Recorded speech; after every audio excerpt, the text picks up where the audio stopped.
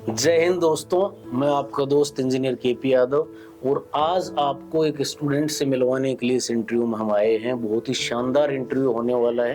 तो सभी बच्चों से के बहुत से सवाल रहते हैं कि भाई किस प्रकार से हम सफलता पाएं, कितने घंटे पढ़ना चाहिए, किस प्रकार से सिलेक्शन होता है। तो आज हम एक ऐसे विद्यार्थी से मिलने वाले हैं जिनका अभी रिसेंटली रेलवे में सिलेक्शन हुआ है। तो बातें करेंगे सारी। सबसे पहले मैं आप सभी को इनवाइट करना चाहूँगा कि इस स्टूडेंट्स को इनका नाम बताएं और अपना परिचय दें और आप सभी यहाँ से शुरुआत करते हैं अपने इंटरव्यू। बताइए भाई, आपका नाम क्या है, बताइए। सर मेरा नाम हंसराज मीना है, पिता का नाम राधेश्याम मीना है। मेरा गांव सर नांगल मीना है, मंडार के पास, मंडार महुआ रोड में पड़ता है। हाँ, मंडा और महुआ। हाँ।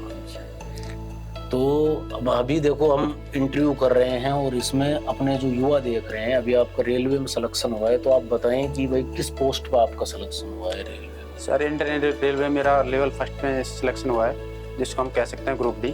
अच्छा, तो उसमें मेरा सिलेक्शन हुआ सर। अच्छा। तो अभी जो सिलेक्शन हुआ है, तो आपके पापा क्या करते हैं? सर पापा किसान है सर। तो किसान है, तो अच्छा लग रहा है सिलेक्शन होने के बाद? बड़ी सर बहुत खुशी हुई सर। हाँ, तो अभी देखिए अपना अगला सवाल अपना लेकर चलते हैं कि भाई आपने जो शुरुआत की तैयारी की, तो कई बार ऐसा होता है कि भाई अपने जीवन में फेलियर्स भी आते हैं। तो हम ये जानना चाहेंगे कि भाई शुरुआत आपने कैसे की, मतलब मोटिवेशन कैसे मिला कि भाई मैं गवर्नमेंट जॉब की तैयारी करूँ? सर मोटिवेशन ऐसे मिला सर, मैं अलवर आया हुआ था, तो मैंने कोचिंग की तलाश की। तो मैं तैयारी के लिए मैंने एक आध कोचिंग में ट्राई किया था, तो बट मुझे थोड़ा ठीक नहीं लगा। फिर मेरे एक दोस्त है संजय, संजय मीणा। संजय मीणा जिनका यहीं से CHSL में सिलेक्शन हुआ है। वो भी गुजरात, पहले गोवा थे, गुजरात है फिलहाल वो। तो मैंने उनसे पूछा कि आप कहाँ कोचिंग जाते हैं और कैसी कोचिंग है। तो मुझे फिर केपी कैंपस के बारे में उन्होंने बताया और मैंने उनके साथ केपी कैंपस जाना स्टार्ट किया। और मुझे लगा कि ये एक अच्छी कोचिंग है। वहाँ पे मतलब बहुत अच्छा पढ़ाया जाता है केपी कैंपस में, 0 लेवल से लेकर और हीरो लेवल तक पढ़ाया जाता है। मैथ के बारे में कहूँ या फिर सभी टीचर, मैथ रीजनिंग तो मैं बहुत अच्छी मानता हूँ वहाँ पे। और सभी टीचर और भी अच्छे टीचर हैं। और सर उसके बाद में हम दोनों साथ कोचिंग जाते थे। तो उससे संजय का सिलेक्शन हो गया था CHSL में। तो उसके बाद मेरे को लगा कि यार हम साथ ही पढ़े हैं, संजय का सिलेक्शन हो गया तो मेरा सिलेक्शन भी हो सकता है। फिर मेरे को ऐसा लगा कि यार पढ़ना चाहिए मतलब। तो उसके बाद एक साथी का सिलेक्शन होता है, ऐसा लगता है मोटिवेशन मिलता है, अपने सिलेक्शन अपना भी होगा। फिर मैंने पढ़ाई स्टार्ट करी। तो उसके बाद मैंने काफ़ी एग्जाम दिए थे। मैंने CRPF हेड कांस्टेबल का एग्जाम दिया था, उसमें मेरा फिजिकल हो गया, एग्जाम हो गया, बट मैं टाइपिंग में फेल हो गया उसमें। तो फिर तो फेलियर जब आता है, मतलब भाई बेरोजगार स्टूडेंट होता है, तो जो फेलियर आता है तो उसको कैसे मैनेज किया आपने? भाई उस दिन ऐसा नहीं लगा कि भाई मैं तो बहुत खराब स्टूडेंट हूँ, मेरे साथ तो बहुत बुरा हुआ है, मेरी किस्मत खराब है, ऐसा मतलब लगा? सर ये सब दिमाग में आता है, बट ऐसा लगता है कि यार अपन कर सकते हैं। मतलब एग्जाम वगैरह हमने क्लियर कर लिया था। अगर मैं टाइपिंग कर लेता 2-3 महीने की तैयारी में तो मेरा हो जाता फाइनल, मुझे इतना लग रहा था बस। मतलब ये है कि भाई अगर आप फेल भी हो रहे हैं तो आपको खुद पे विश्वास नहीं तोड़ना है। ऐसा नहीं कि विश्वास तोड़ के आप बैठ जाएं।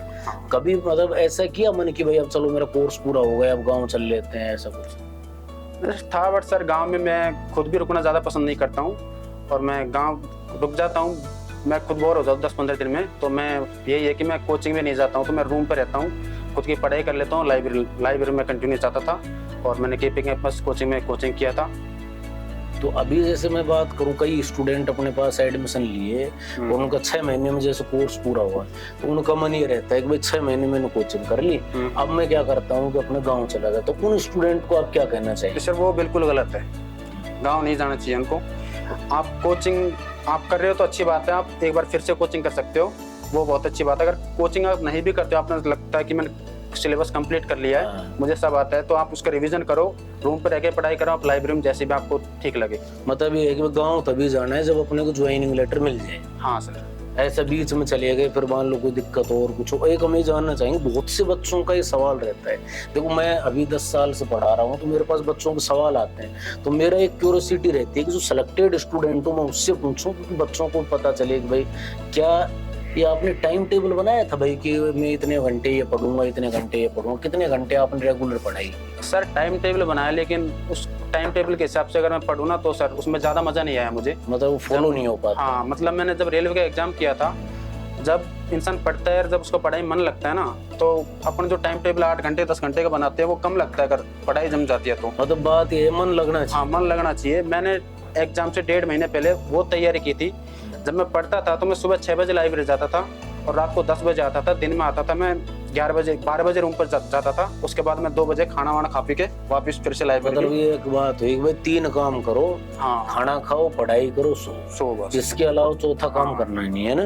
बिल्कुल। और इसके साथ साथ अगर हम बात करें, जैसे भाई एक बहुत अच्छा प्रश्न, बहुत सी चीजें हैं जो हमें डाइवर्ट करती हैं, जैसे सिलेक्शन जब हम लेने आते हैं, तैयारी करने आते हैं स्टूडेंट्स, तो इसमें एक खास चीज है, जैसे भाई कोई लड़की के चक्कर में पड़ गया, बातचीत करने लग गए, युवा बच्चे हैं, इसके साथ साथ नशा करने लग गए, तो उन बच्चों के लिए आप क्या कहना चाहेंगे? मतलब कभी आप भी ऐसे चक्कर में फंसे थे?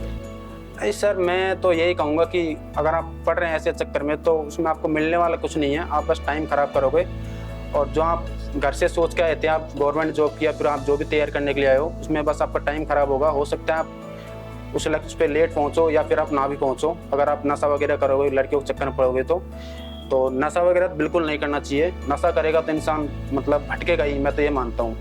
वो पढ़ाई नहीं कर पाएगा और वो मतलब कुछ भी कर सकता है। मतलब नशा करेगा तो इंसान बर्बाद भी होगा। उसके पास पैसे नहीं, घर वाले ऐसा नहीं है कि पैसे देते हैं खर्चे के लिए, बट अगर वो 3,000 दे रहे हैं, हम 3,000 का नशा कर रहे हैं, तो बताओ पढ़ाई कहाँ से करोगे? समस्या हो जाएगी। हाँ, फिर वो दिक्कत हो जाए। फिर आप जुआ भी खेल सकते हैं इंसान, और वो मतलब कुछ भी कर सकता है। फिर ये मान लो, फिर उसका पढ़ाई से कोई मतलब नहीं रहता।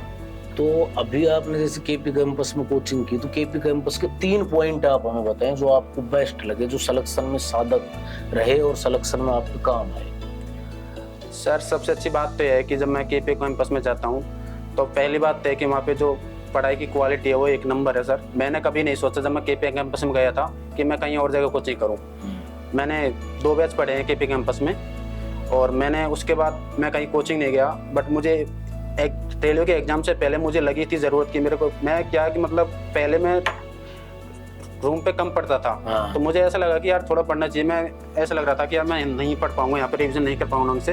तो मैंने रिवीजन के लिए एक बार केपी कैंपस को फिर से ज्वाइन किया, और 6 महीने का कोर्स था वो मैंने किया। उसके बाद 1.5-2 महीने पहले मेरा एग्जाम से कोर्स खत्म हुआ था। फिर मैंने खुद की पढ़ाई की, जो केपी कैंपस में पढ़ाया था वो मैंने ढंग से पढ़ा।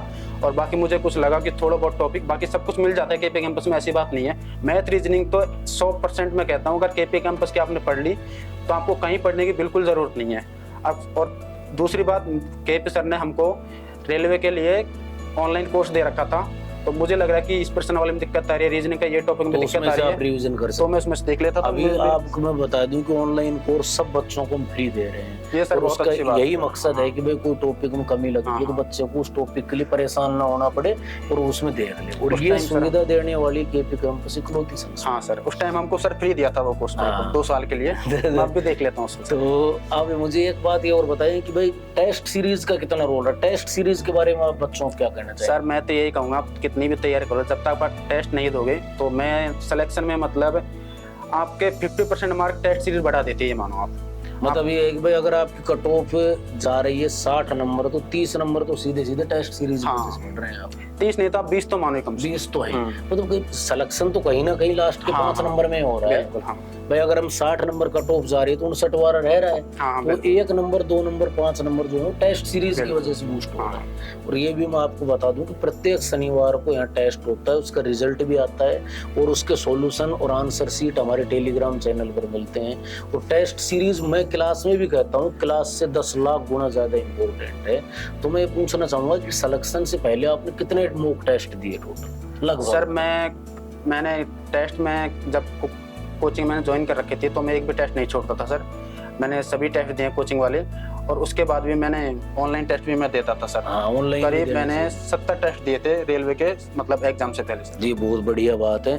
लास्ट क्वेश्चन हमारा, ज्यादा लंबा हम नहीं करेंगे इसको, कि आज के जो युवा हैं, जो भाई मोबाइल में भटके हुए हैं, जो युवा अभी तैयारी कर रहे हैं, कुछ अच्छे भी बच्चे हैं जो बहुत ज्यादा मेहनत कर रहे हैं, बार बार असफल हो जा रहे हैं, वो टूट भी जा रहे हैं अंदर से, तो उन युवाओं को आप एक सिलेक्टेड स्टूडेंट होने के नाते क्या मैसेज देना चाहेंगे?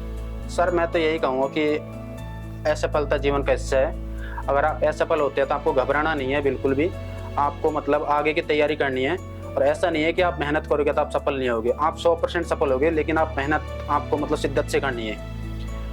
और तो सर मोबाइल के बारे में यही कहना चाहूंगा कि मोबाइल में ज्यादा टाइम खराब मत करो। 15 सेकंड की रील होती है, हमारा 2.5 घंटा खराब कर देती है। हम ये सोचते 15 हैं सेकंड चलती हाँ, रहती है। वो 2-2.5 घंटा उसमें कब निकल जाता है बिल्कुल पता नहीं चलता। बिल्कुल बिल्कुल सर। मैं खुद भी पहले मैं बिल्कुल नहीं देता था, अब मैं कभी कभी देख लेता हूँ, बट यही है कि 2-2.5 घंटा निकल जाता है, पता नहीं पता चलता। भी उस नहीं टाइम मैं चलाता था इंस्टाग्राम, लेकिन मैंने उस टाइम डिलीट कर दिया सब कुछ। मैं सोशल मीडिया बिल्कुल मतलब एक्टिव एक नहीं बार था। इस मोबाइल हाँ, की दुनिया से बाहर चले हाँ, इससे बिल्कुल अगर आप पढ़ाई कर रहे हो तो इससे बाहर रहो बिल्कुल। भाई 2-3 घंटे ऑनलाइन पढ़ना है, हाँ, पढ़ लो। आप जो पढ़ाई की चीज उसमें देख सकते हो। आपको यूट्यूब पे कोई क्लास वगैरह देखनी है, कोई कोर्स, तो उसमें आप बिल्कुल यही काम में लो। बाकी का मतलब सोशल मीडिया से दूरी बनाए रखो जब तक आप पढ़ाई कर रहे हो बिल्कुल। बहुत बढ़िया आपका मैसेज, बहुत ही शानदार, और बहुत बहुत धन्यवाद आपका यहाँ आने के लिए। और केपी कैंपस परिवार एक बार आपको फिर से बहुत बहुत शुभकामनाएं, आपके परिवार को और आपको। आपका भविष्य बहुत उज्जवल हो, आप इसी प्रकार से आगे बढ़ते रहे, ऐसी कामना करता है। धन्यवाद दोस्तों। आपको कैसा लगा ये इंटरव्यू? और भी कोई सवाल हो तो नीचे कमेंट में लिखकर आप बता सकते हैं। हम कोशिश करेंगे कि आपको सभी सवालों के उत्तर हम दे सकें और आप तक पहुंच सकें। और केपी कैंपस हमेशा प्रतिबद्ध है एक एक विद्यार्थी को लक्ष्य तक पहुंचाने के लिए। हर प्रकार से हम आपके साथ लगे हुए हैं। धन्यवाद। जय हिंद, जय भारत।